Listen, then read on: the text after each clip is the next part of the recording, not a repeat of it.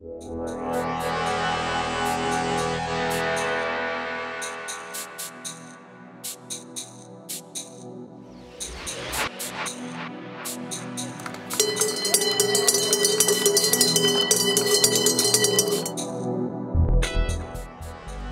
la petite histoire, Florent Hubert a découvert le massif des Beldonnes avec sa compagne.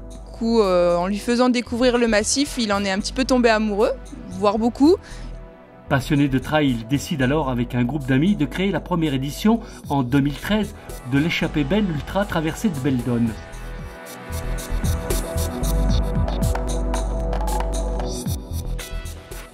Depuis sa création, l'espace Beldonne soutient cet événement maintenant incontournable pour les élus, les territoires et les communes traversées. On porte beaucoup d'importance aussi à soutenir cet événement parce que nous travaillons sur un projet d'itinérance qui traverse également la chaîne de Beldonne dans son intégralité, d'Aiguebelle à Visil ou de Visil à Aiguebelle, et qui va devenir donc bientôt un GR.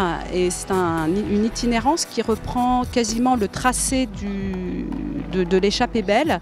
Et pour nous, c'est vrai que cette manifestation est une belle illustration pour promouvoir et valoriser donc notre projet d'itinérance de futur GR 540 de la haute traversée de Beldonne.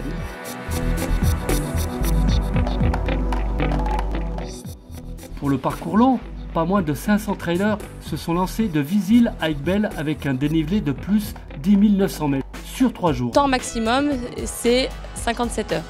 Voilà, donc le maximum, c'est d'arriver dimanche midi, de partir vendredi 6 h du matin pour le grand parcours de Visil, pour une arrivée dimanche à midi, voilà, pour les derniers. Alors cette année, la course était complète sur le 144 km, puisque le maximum de coureurs sur le 144 est de 500. Donc on a 500 coureurs sur le 144, plus 30 relais, qui se partagent la course. Donc il y a un premier relais qui va jusqu'au Plénay et un deuxième qui va du Plénay jusqu'à Aiguebelle. Et sur les autres courses, on est à 413 pour le 85 km et 411 sur le 47. Voilà, donc on est à un total d'environ 1400 coureurs sur la course. Une influence importante, 80 départements représentés, 22 nationalités, belges, espagnols, japonais. D'ailleurs, nous avons retrouvé un ravitaillement Pablo qui s'alimente pas comme les autres.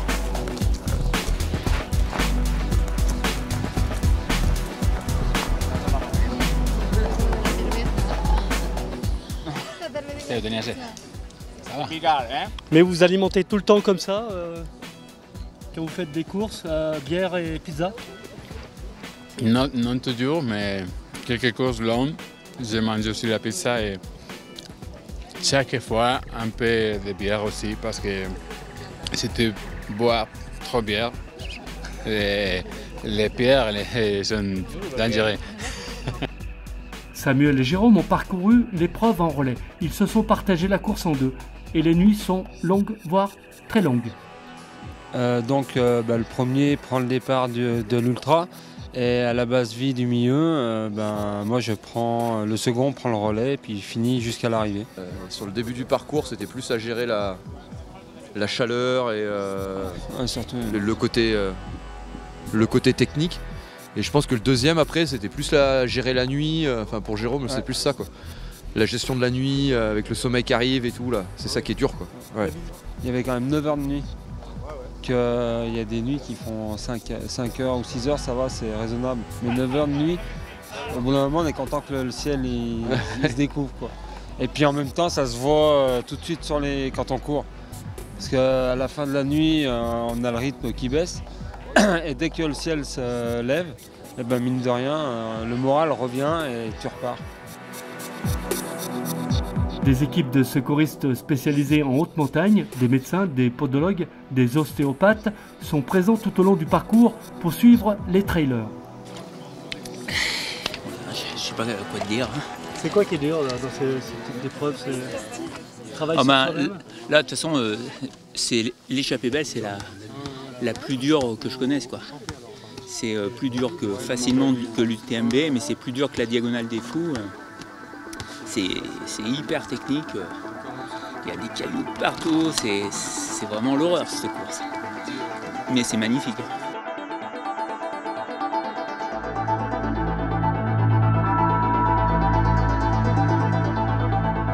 nous avons souhaité organiser des animations tout au long du parcours, principalement au Plenay et à Aiguebelle. Et à Aiguebelle notamment, on a les vitrines de Beldon et de Porte de Maurienne. C'est une vitrine qui met en avant les artisans, les producteurs du territoire. Et puis on a aussi des animations plus à destination des enfants. On a voulu en fait mettre en avant 3 thématiques. La première, le sport. Donc on a un mur d'escalade, on a la slackline, grappe d'arbre avec le cave d'Aiguebelle. Et puis on a la mise en avant du territoire, notamment avec l'office de tourisme de Porte de Maurienne. Et puis on a aussi la mise en avant des artisans avec les vitrines de Beldon. Plus dur, plus belle, c'est l'échappée belle. On écoute les vainqueurs du 145 et du 47 km. Les tracés, l'ambiance de l'échappée belle. Et cette année, j'avais voulu tenter, essayer.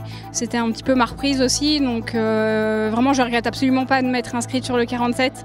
Les paysages sont magnifiques, l'organisation, elle est super.